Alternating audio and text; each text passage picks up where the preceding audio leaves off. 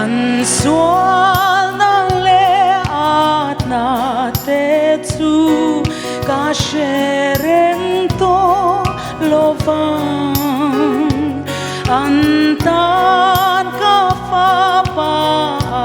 ti si lal pa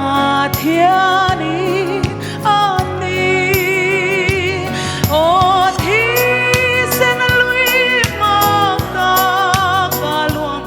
chan dam tua trong chuan van ten khen nga ka la tur chu o Thisen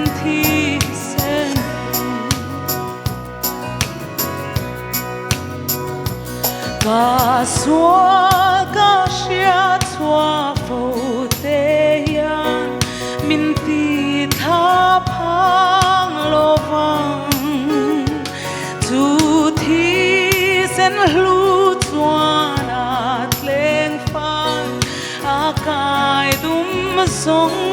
te nen o Thisen lui ma ta aluang chan dam tua trong chuan van then khen nga ka la tur chu o Thisen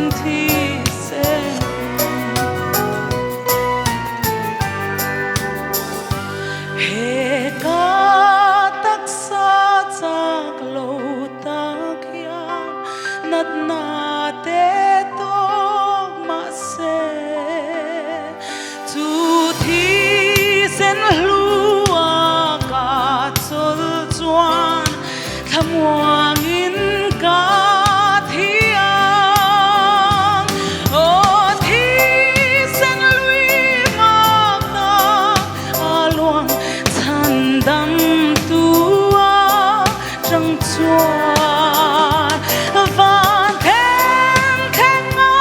ka la tur chu o Thisen